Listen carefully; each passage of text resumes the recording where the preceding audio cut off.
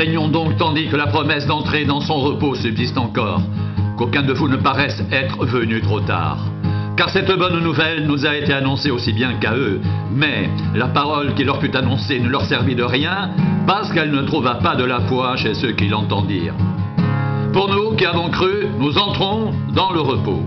Selon ce qu'il dit, je jurai dans ma colère, ils n'entreront pas dans mon repos. Il dit cela quoique ses œuvres aient été achevées depuis la création du monde, car il a parlé quelque part ainsi du 7e jour, et Dieu se reposa de toutes ses œuvres le 7e jour.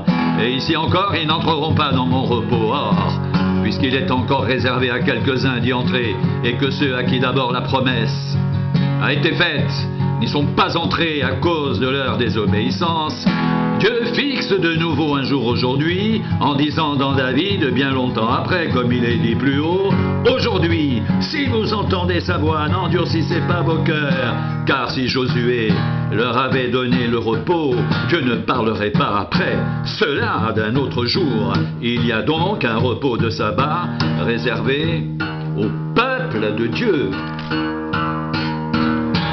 Car celui qui entre dans le repos de Dieu se repose de ses œuvres, comme Dieu s'est reposé des siennes. Empressons-nous donc d'entrer dans ce repos, afin que personne ne tombe en donnant le même exemple de désobéissance, car la parole de Dieu est vivante et efficace, plus tranchante qu'une épée quelconque à deux tranchants, pénétrante jusqu'à partager âme et esprit, jointures et moelles, elle juge les sentiments et les pensées du cœur. Nulle créature n'est cachée devant lui, mais tout est nu et découvert aux yeux de celui à qui nous devons rendre compte.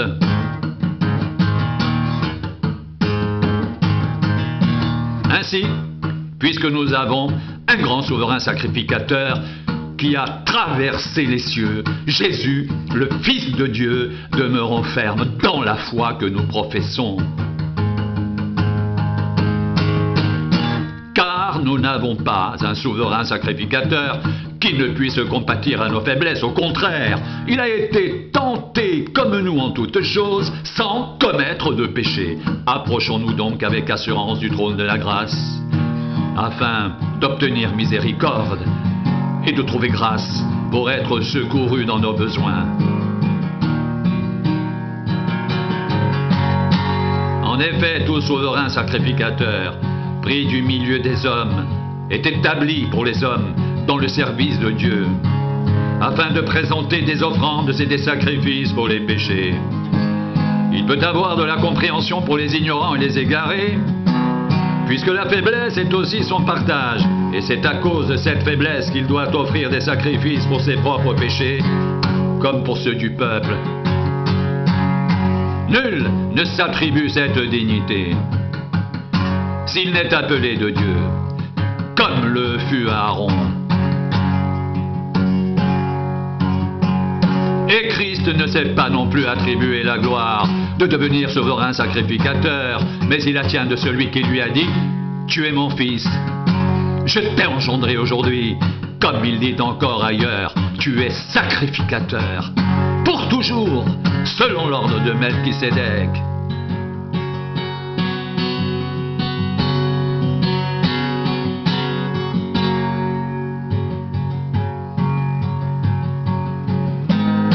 C'est lui qui, dans les jours de sa chair, a présenté avec de grands cris et avec larmes des prières et des supplications à celui qui pouvait le sauver de la mort.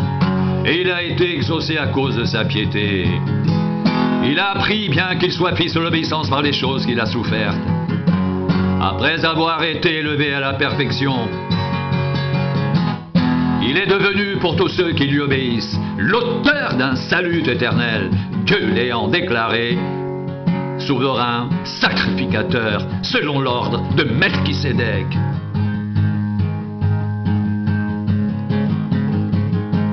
Nous avons beaucoup à dire là-dessus, et des choses difficiles à expliquer, parce que vous êtes devenus lents à comprendre.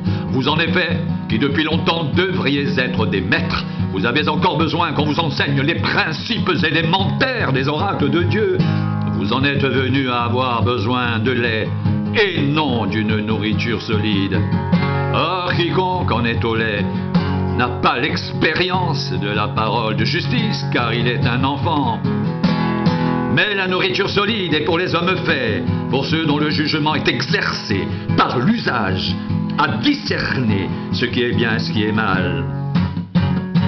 C'est pourquoi, laissant les éléments de la parole de Christ, tendons à ce qui est parfait, sans poser de nouveau le fondement du renoncement aux œuvres mortes, de la foi en Dieu, de la doctrine des baptêmes, de l'imposition des mains, de la résurrection des morts et du jugement éternel. C'est ce que nous ferons si Dieu le permet. Car il est impossible que ceux qui ont été une fois éclairés, qui ont goûté le don céleste, qui ont eu part au Saint-Esprit, qui ont goûté la bonne parole de Dieu et les puissances du siècle à venir et qui sont tombés, soient encore renouvelés et amenés à la repentance, puisqu'ils crucifient pour leur part le Fils de Dieu et l'exposent à l'ignominie. Lorsqu'une terre abreuvée par la pluie qui tombe souvent sur elle produit une herbe utile à ceux pour qui elle est cultivée, elle participe à la bénédiction de Dieu. Mais si elle produit des épines et des chardons, elle est réprouvée près d'être maudite et on finit par y mettre le feu. Quoique nous parlions ainsi, bien-aimés, nous attendons, pour ce qui vous concerne, des choses meilleures et favorables au salut.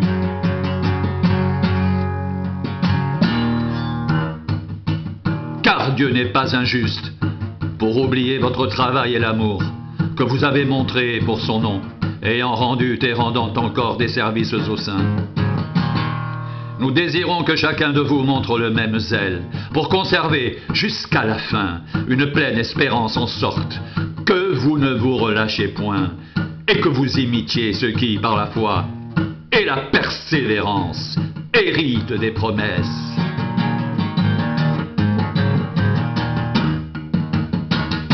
Lorsque Dieu fit la promesse à Abraham, ne pouvant jurer par un plus grand que lui, il jura par lui-même et dit: certainement je te bénirai et je multiplierai ta postérité. Et c'est ainsi qu'Abraham, ayant persévéré, obtint ce qui lui avait été promis. Or, les hommes jurent par celui qui est plus grand qu'eux, et le serment est une garantie qui met fin à tous leurs différends. C'est pourquoi Dieu, voulant montrer avec plus d'évidence aux héritiers de la promesse l'immuabilité de sa résolution, intervint par un serment, afin que par de choses immuables, dans lesquelles il est impossible que Dieu mente, nous trouvions un puissant encouragement, nous dont le seul refuge a été de saisir l'espérance qui nous était proposée. Cette espérance, nous la possédons comme une encre de l'âme sûre et solide. Elle pénètre au-delà du voile, là où Jésus est entré pour nous comme précurseur, ayant été fait souverain sacrificateur pour toujours, selon l'ordre de Melchisédek.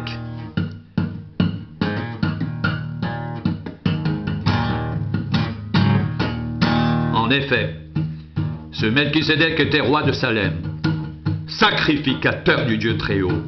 Il alla au-devant d'Abraham lorsqu'il revenait de la défaite des rois. Il le bénit, et Abraham lui donna la dîme de tout. Il est d'abord roi de justice, d'après la signification de son nom. Ensuite roi de Salem, c'est-à-dire roi de paix. Il est sans père, sans mère, sans généalogie. Il n'a ni commencement de jour, ni fin de vie. Mais il est rendu semblable au Fils de Dieu. Ce Melchisédek demeure sacrificateur à perpétuité. Considérez combien est grand celui auquel le patriarche Abraham donna la dîme du butin. Ceux des fils de Lévi, qui exercent le sacerdoce, ont d'après la loi l'ordre de lever la dîme sur le peuple, c'est-à-dire sur leurs frères, qui cependant sont issus des reins d'Abraham. Et lui, qui ne tirait pas de son origine, il leva la dîme sur Abraham et il bénit celui qui avait les promesses. Or, c'est sans contredit l'inférieur qui est béni par le supérieur. Et ici, ceux qui perçoivent la dîme sont des hommes mortels. Mais là, c'est celui dont il est attesté qu'il est vivant.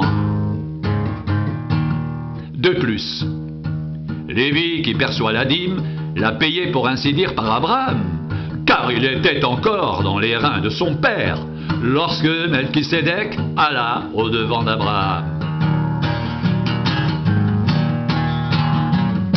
Si donc la perfection avait été possible par le sacerdoce lévitique, car c'est sur ce sacerdoce que repose la loi donnée au peuple, était-il encore nécessaire qu'il paraisse un autre sacrificateur selon l'ordre de Melchisédek et non selon l'ordre d'Aaron? Car le sacerdoce étant changé, il y a aussi nécessairement un changement de loi. En effet, celui de qui ces choses sont dites appartient à une autre tribu, dont aucun membre n'a fait le service de l'autel. Car il est notoire que notre Seigneur est sorti de Juda, tribu dont Moïse n'a rien dit pour ce qui concerne le sacerdoce. Cela devient plus évident encore quand il paraît un autre sacrificateur, à la ressemblance de Melchisédek, institué non d'après la loi d'une ordonnance charnelle, mais selon la puissance d'une vie impérissable, car ce témoignage lui est rendu: tu es sacrificateur pour toujours, selon l'ordre de Melchisédek.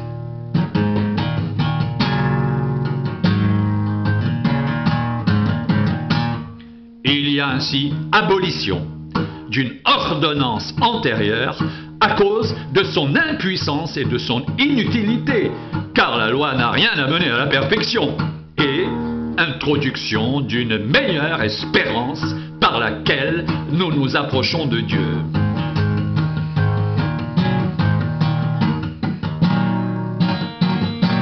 Et cela n'a pas eu lieu sans serment, car les Lévites sont devenus sacrificateurs sans serment, mais Jésus l'est devenu avec un serment, par celui qui lui a dit: le Seigneur a juré, et il ne se repentira pas. Tu es sacrificateur pour toujours, selon l'ordre de Melchisédek. Jésus est par cela même le garant d'une alliance plus excellente. De plus, il y a eu des sacrificateurs en grand nombre, parce que la mort les empêchait d'être permanents. Mais lui, parce qu'il demeure éternellement, possède un sacerdoce qui n'est pas transmissible. C'est aussi pour cela qu'il peut sauver parfaitement ceux qui s'approchent de Dieu par lui, étant toujours vivant pour intercéder en leur faveur.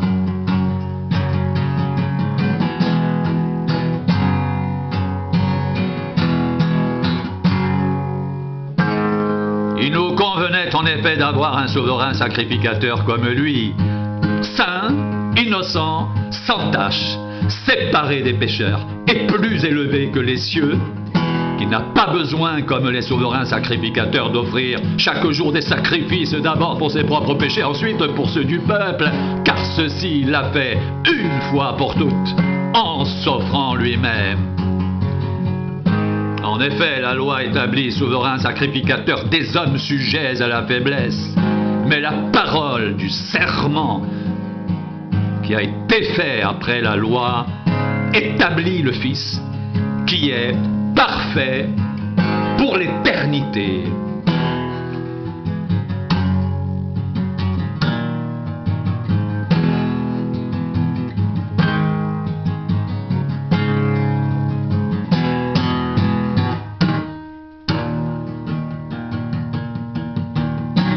Le point capital de ce qui vient d'être dit, c'est que nous avons un tel souverain sacrificateur qui s'est assis à la droite du trône de la majesté divine dans les cieux, comme ministre du sanctuaire et du véritable tabernacle, qui a été dressé par le Seigneur et non par un homme.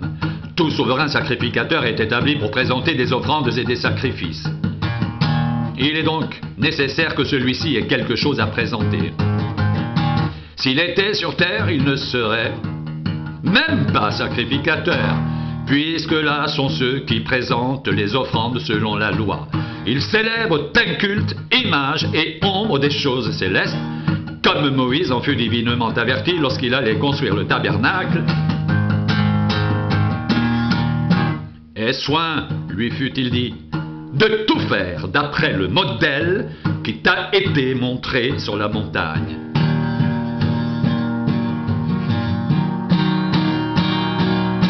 Mais maintenant, il a obtenu un ministère d'autant supérieur qu'il est le médiateur d'une alliance plus excellente qui a été établie sur de meilleures promesses, en effet. Si la première alliance avait été sans défaut, il n'aurait pas été question de la remplacer par une seconde, car c'est avec l'expression d'un blâme que le Seigneur dit à Israël: